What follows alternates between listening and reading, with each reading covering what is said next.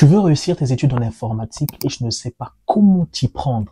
Dans cette vidéo, je te partage des astuces simples et efficaces qui vont te permettre à réussir tes études en informatique. Si tu veux encore avoir plus d'astuces comme ce que je vais partager dans cette vidéo, abonne-toi, like et partage autour de toi.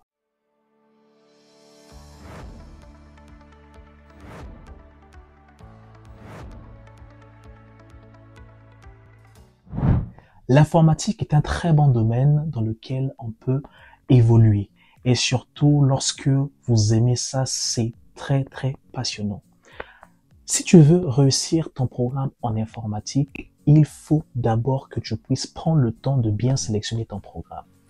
Malheureusement, la plupart du temps, les gens font l'informatique juste parce qu'ils savent que l'informatique paye bien. Surtout ici au Canada, la plupart du temps, les gens prennent l'informatique lorsqu'ils proviennent de l'étranger parce que le gouvernement a besoin des informaticiens. Donc, qu'est-ce qu'on fait? On s'inscrit en informatique dans l'espoir, eh bien, ça sera facile, c'est juste une formation qui passera 2 ans, 3 ans. Et en réalité, lorsqu'on arrive sur le terrain, on se rend compte que la facilité, quand on pensait que devait être le programme, c'est pas la même chose. Donc, choisissez de faire votre programme parce que vous aimez l'informatique, parce que vous êtes passionné de l'informatique et ne le faites pas par obligation. Donc ça, c'est le point numéro 1 que je trouve qui est important. Ensuite, l'une des choses, si vous voulez réussir votre programme, c'est que vous devez être des analystes et non des codeurs. Qu'est-ce que je veux dire par là? En informatique, vous savez, la plupart du temps, on est là à pouvoir analyser des situations et apporter des solutions optimales par rapport à ces situations-là. Donc, vous avez des problèmes. On va vous soumettre des problèmes. On va vous soumettre des inquiétudes. On va vous soumettre des questionnements. Vous, ce que vous allez faire, c'est quoi par rapport à ces problèmes-là? Analyser, en fait, les différents problèmes et maintenant, vous apportez votre solution à ces problèmes-là. Donc, avec une application, avec un site, ça dépend en tout cas dans le domaine dans lequel vous êtes précisément. Si vous êtes dans l'analyse de données, si vous êtes dans le développement web, dans le développement mobile, en tout cas, ça va dépendre de votre domaine précis, de façon précise en informatique. Mais vous devrez analyser. Je dirais, moi, aujourd'hui, avec l'expérience, que 80% de votre temps, vous le passez d'abord à l'analyse. Et les 20%, vous allez le passer donc au codage, parce que vous devez savoir où est-ce que vous partez, qu'est-ce que le client veut. Ici, le client, dans le cas de vos études, vous aurez souvent à faire des simulations comme si vous étiez en entreprise. Nous, par exemple, on travaille beaucoup sur des projets, sur le projet de groupe. Donc, on vous soumet un projet qui est complexe, hein. Je vous dirais ça vraiment qui est complexe, mais vous devez donc analyser ce qu'on veut faire dans ce projet-là et pouvoir apporter vos solutions. Donc, le deuxième point, soyez des analystes que des codeurs. Le troisième point, qui est capital encore pour réussir les études en informatique, c'est que vous devez aimer l'anglais.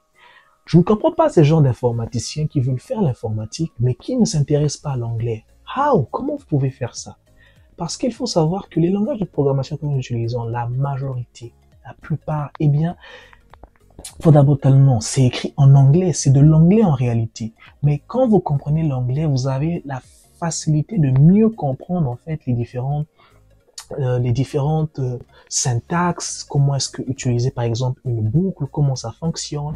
C'est simple lorsqu'on connaît l'anglais de bien évoluer en informatique. Donc moi je vous dirais vraiment apprenez l'anglais et prenez des cours en anglais si vous voulez vraiment évoluer à l'informatique.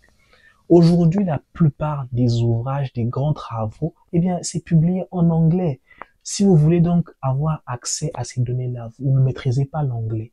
Vous allez voir que la traduction d'un ouvrage avec l'ouvrage en lui-même, la traduction perd parfois le sens de l'ouvrage. Donc, moi, je vous conseille vraiment d'apprendre l'anglais. Ça sera bien pour vous, pour évoluer donc dans votre domaine d'études. Ensuite, vous avez l'ego. Il faut mettre votre ego de côté. Vous allez toujours tomber sur quelqu'un qui est plus bon que vous. Vous ne pouvez pas avoir toute la connaissance, c'est impossible. L'informatique, c'est tellement vaste, il y a tellement de branches à l'intérieur, c'est tellement vaste, vous ne pouvez pas tout maîtriser. Vous pouvez être bon dans un domaine, mais même dans votre domaine, vous allez retrouver des personnes qui sont plus meilleurs, plus excellents que vous. Donc, il faut mettre votre ego de côté. Mais l'avantage que vous avez en informatique, c'est quoi? C'est que vous devez travailler ensemble avec les autres. Vous ne pouvez pas construire un projet tout seul. Non, ça se passe pas comme ça. En entreprise, on travaille avec les autres. Voilà pourquoi les travaux dont je vous parlais tout à l'heure, le but premier, c'est de pouvoir fédérer les énergies autour d'un projet, fédérer des idées, et c'est de pouvoir travailler avec d'autres personnes. Dans les universités, dans les cégeps, on vous mettra souvent à 2, à 3, à 4 pour que chacune des parties soit traitée par X, par Y, par Z.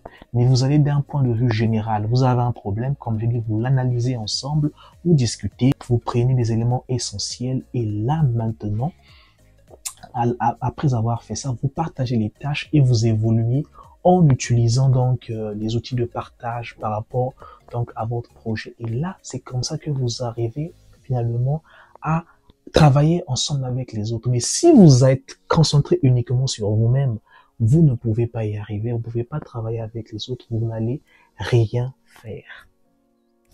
L'autre point encore, c'est de pouvoir faire des recherches. En informatique, on ne s'auto-suffit pas. Vous devez aller vers la connaissance, vers l'apprentissage. Aujourd'hui, vous avez la possibilité avec YouTube, avec l'intelligence artificielle qui existe aujourd'hui, malheureusement qui est mal utilisée en informatique parce que la plupart du temps, les gens, qu'est-ce qu'ils font les étudiants? On en voit beaucoup, c'est qu'ils prennent un devoir, ils le mettent sur l'intelligence artificielle, sur l'IA, et celui-ci traite le truc d'exercice pour lui, je dis le truc. Il traite par exemple le projet pour lui. Heureusement que l'intelligence artificielle ne va pas traiter ce projet en détail. C'est normal. C'est là où maintenant la différence qu'il y a entre l'intelligence artificielle et l'intelligence humaine. L'intelligence humaine, vous avez cette capacité d'analyser. Et l'avantage, c'est qu'avec les humains, vous pouvez avoir plusieurs approches. L'intelligence artificielle, lui, peut être limitée. Et je vous assure, on a déjà vu ça, il peut être limité. De toutes les façons, même la manière dont tu codes, c'est toujours différent de la manière dont l'intelligence artificielle va le faire. Donc, moi, je ne vous conseille vraiment pas d'utiliser l'intelligence artificielle pour des fins donc de tricherie. C'est beaucoup plus pour des fins pour vous aider parce que, effectivement, vous pouvez, par exemple, questionner l'intelligence artificielle. Comment je peux faire ça? Comment je peux améliorer mon code? Comment je peux optimiser, par exemple, mon code?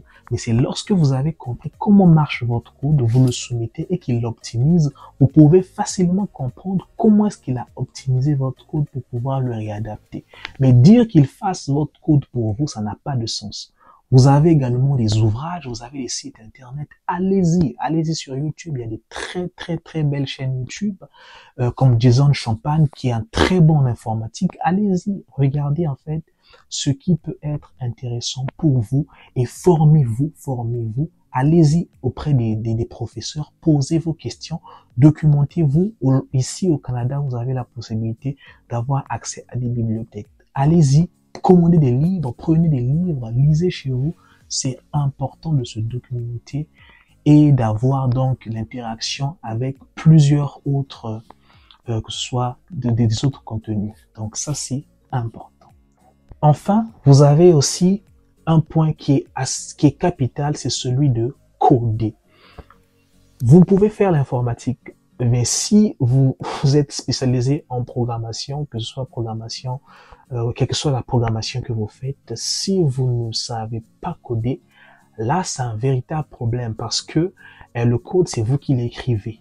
D'accord? Donc, vous devez apprendre à taper les lignes de code, voir comment est-ce que ça marche. Lorsqu'il y a un problème, vous avez analysé, vous savez par où vous allez passer, vous avez schématisé, vous savez les étapes que vous allez suivre, vous avez écrit votre algorithme, tout ce qui va avec.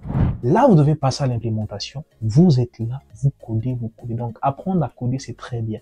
Voilà pourquoi dans l'astuce précédente, j'ai dit, ne donnez pas votre travail à l'intelligence artificielle, faites-le vous-même. Ça vous sera beaucoup plus rentable que de pouvoir utiliser des méthodes donc de virage à gauche et à droite pour arriver à des fins. Le dernier astuce que je vous partage pour réussir votre étude, allez-y au-delà de ce qu'on vous donne en classe. Allez-y au-delà de ce que on vous donne dans votre programme. Creusez. creusez, creusez, creusez. Mettez-vous, mettez la barre haute. Mettez-vous des challenges. Faites des challenges.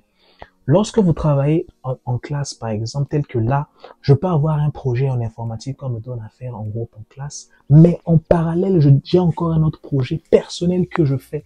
Je veux, par exemple, je sais pas moi, créer une certaine application. Je le fais à titre personnel pour me challenger. Je veux obtenir un certain résultat. C'est comme ça qu'on grandit, c'est comme ça qu'on arrive à réussir en informatique. Donc, challengez-vous, challengez-vous, mettez la barre haute. Ne vous contentez pas seulement des supports de cours que vous avez, des interactions que vous avez, mais faites des choses. Dites-vous que je vais faire tel programme, je vais écrire tel code, je vais faire ceci, je vais réduire. Faites ce genre de choses-là. Par exemple, moi, lorsque je code par exemple, j'aime vraiment optimiser mon code. Ce que je fais souvent et très souvent, je revise encore mon code, j'essaie de voir quelle ligne j'ai mis en trop, quelle ligne j'ai mis en trop, quelle variable j'ai mis en trop, qu'est-ce que je pouvais... Voilà, j'essaie de voir, d'avoir des bonnes méthodes pour coder, pour que mon code soit le plus lisible. Voilà, pour que je n'ai pas de la difficulté à me retrouver aussi plus tard lorsque je vais revenir et que ça donne envie aux personnes qui lisent, pour qu'ils se disent, mais comment est-ce que tu as fait ici? C'est ça, l'informatique, ça doit ticker. Et n'oubliez pas, aujourd'hui, ChatGPT peut parler maintenant en plusieurs langues. Hein. Comment est-ce qu'ils ont fait ça? C'est de l'intelligence artificielle. C'est ça. Ils ont osé, ils ont mis la barre haute. Pourquoi? Parce que ce sont des passionnés. J'espère que les astuces que je t'ai partagées dans cette vidéo vont vraiment t'aider. Laisse-moi un commentaire et on se retrouve dans une prochaine vidéo. Like et partage. Merci. Ciao.